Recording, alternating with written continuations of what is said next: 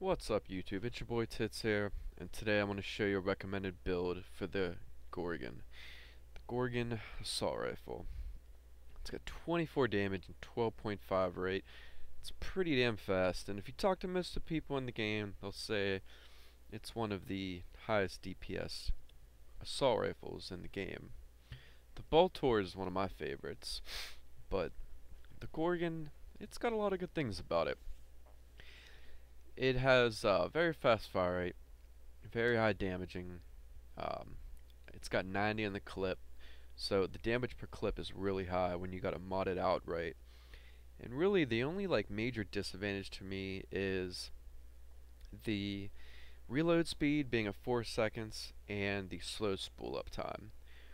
But if you up the fire rate on it to at least about 30-40%, it really speeds up the spool up rate. It's not just the fire rate overall with the gun, it's also the spool up rate, so that's a big difference. And then put about 25-30% reload speed on it, and that really gets rid of the disadvantages. Another great thing about the Gorgon is the first shot is always dead accurate where you're pointing it, just like a sniper rifle.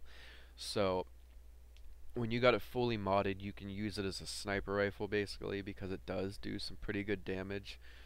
And if you kind of use it as a semi-shotgun to save ammo, if it's high enough damage, you can just rip through. If you got single enemies, you can pretty much just treat it as a semi-automatic shotgun too. And then you can treat it like that as a sniper rifle, and then when you need to just hold the left mouse button down and just go full auto on big groups of enemies, you got that option too. So it's a really versatile, really versatile weapon. And the mods I would recommend putting on it would be to start with, first of all, you're going to need to put a catalyst in it. I would start off with probably reload speed and speed trigger. Now, you'll see in some people's builds too, they'll put on ammo drum, but I really don't find it necessary. You might need it a little bit in the beginning, but when you got it fully modded, you won't need it as much unless you're doing a level 20 plus defense mission, on Pluto or whatnot. And you can always have rifle ammo boxes with you if you're doing that. Plus I like to use all my weapons, so if I did run out of ammo with the Gorgon, I have a really good build with my dual Vipers and or twin Vipers and my dual Akaboltos and my modded up dual heat swords with Ash just destroys. So I don't really find the need for the ammo drum. But all out, the mods I would use is fast hands 25%, speed trigger 40% at first, and then work on getting multi-shot. Get multi-shot up all the way, and I already had my multi-shot up all the way from my other rifle, so I waited before putting the other stuff on, and I put multi-shot on first. Because when you're shooting that fast, to get the best beneficial value for damage per clip, the multi-shot's really going to come into play. And I pretty much recommend always putting the multi-shot on first, or after reload speed and maybe fire rate, if those are actually necessary for the gun. And what you're going to see with this build that's different than maybe a lot of people's is, I'm not using all the mod slots and I'm not using all the elements. I don't have fire element on here, I'll explain that. I have serration, piercing hit, and cryo rounds. So cryo rounds, put them up all the way. Armor piercing, put that up all the way. Always have armor piercing up all the way. And then serration's the big one. If I were to bring serration down a few notches and cryo round down a few notches, I could fit that hellfire on.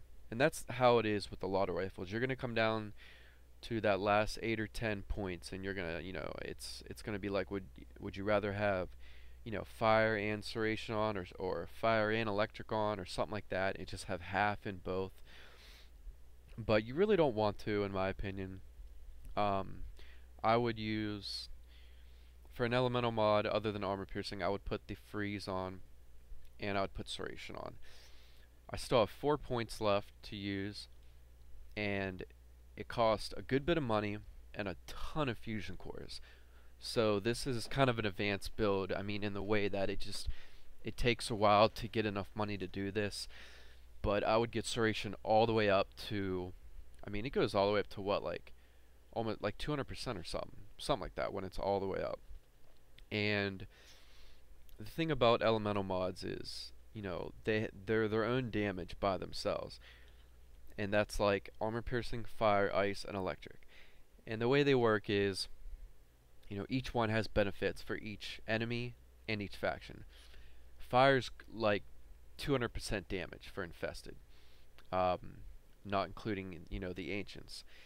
And then it's very subpar for everything else. That's why I really don't worry about using fire. And to tell you the truth, I'd rather go in, you know, with a melee build where the melee weapon does triple damage against infested anyways, and I'd rather just, you know, tear up like that. Electric, great against Corpus. I think it does 200% damage for like 2 of the Corpus, whatever like the regular robot Corpus are called, and then like the MOAs it does like 400% damage, or the other way around, one of them. But it's good against Corpus, and then very subpar against the rest. And Ancients, it doesn't even do any damage. So I really don't value electric mod at all, putting that on. And then the cryo rounds, it's a little bit different. It's not like great against one faction and then bad against all the others. Cryo rounds, first of all, or freeze damage. It slows all enemies, which is very helpful, and it also takes shields down very quick. And then as far as damage goes, it's about average damage. It's very similar to the normal damage, like of the white damage of like serration throughout all the factions. So all around, cryo rounds is best to me to put that on, and serration. Now, you know, if you had extra points and you wanted to switch something out, you know, it can be helpful to like switch electric out with fire when you're in infested, and switch fire out with electric when you're in Corpus. But all around highest damaging build I would do is what I have here. The reason is because armor piercing gives flat bonuses to all factions.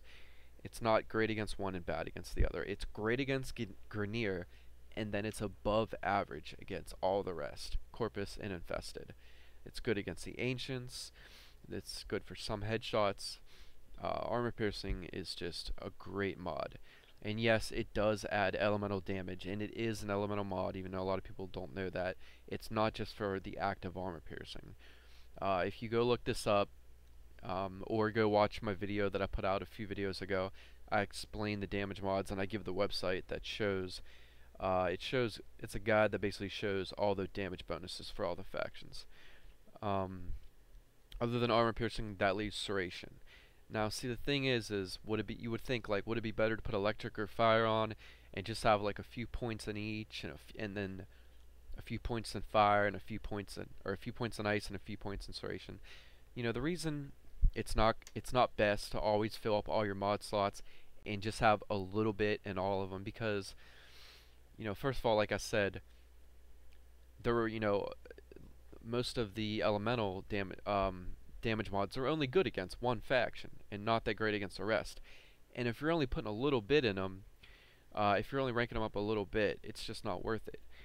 Now, serration, one of the benefits about it is it's not an elemental damage mod. It's its own damage. It ranks off. It goes off base damage. And if you are doing a crit damage build on a gun, which isn't great for most of the guns in this game, they might change that, but for the dual Vipers, a crit build is really good. And when you rank up serration, that is ranking up your base damage, whereas all your elemental mods, all the damage they create is a whole nother damage counter.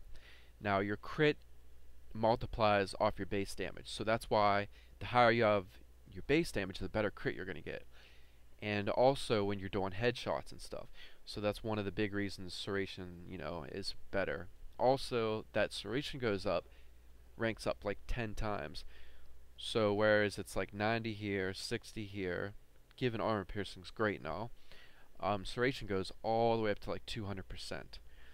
Um, and then you also got to think, with if you're trying to think damage per clip wise, getting the most damage you can out, you really want your base damage to be as high as you can.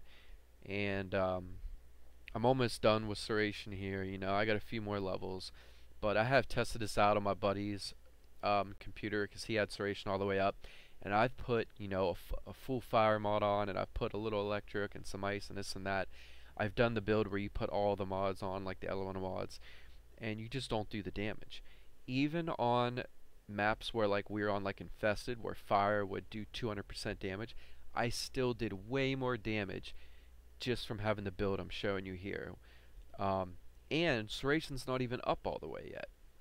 But I mean, when I did it, on my buddy's computer though, on his when I used his Warframe, I just did a crazy amount of damage. Like I was critting for thousands on a headshot, and like you're not going to do anything like that if you just put all the damage mods on. So this is what I recommend. If you put your last 4 points in here, you have 4 points left. If you do it, if you start off with fire rate, reload speed, multi-shot, armor piercing, and ice, you can do around the same time or whatnot, and then do Serration. You're going to find yourself with them few points left, putting them in Serration, because it takes a while.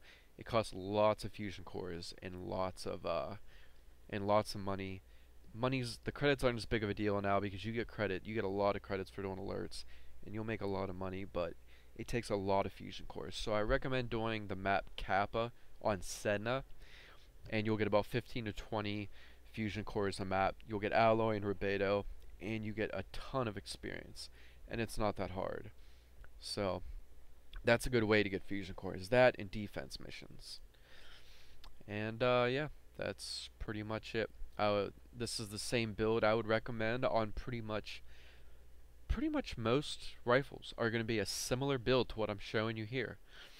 You might not have fire rate, you might have more on one, you might have not need the reload speed on one of the guns. That might change slightly, but I would recommend a similar build to this, if not almost the same thing. Really the main thing being Serration all the way and armor piercing in the frost. Don't worry about fire, don't worry about electric. If you have a polarity slot for fire, then sure, go ahead and put it on, because it's only going to cost 4 or 5 points to get up to 75 or 90% anyway, so it's not that big of a deal. But fire and electric really are only good against the one faction and very, very subpar against the rest. And when I mean subpar, I mean like 30%, 50%, not even 100% damage, given the bonuses. So I mean, it's just not, they're not good. You'll do way more with the Serration all the way. I would recommend the Gorgon. It starts off a little slow and it's a little harder to use at first, but once you have the speed trigger up, you'll be spooling up much faster.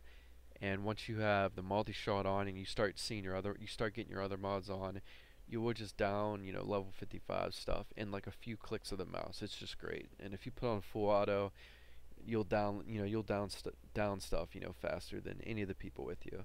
It's a really good rifle to have. It only costs 50k credits to buy also, and that's it. You don't have to build it or anything. So it's a great recommended rifle, especially when you're starting out.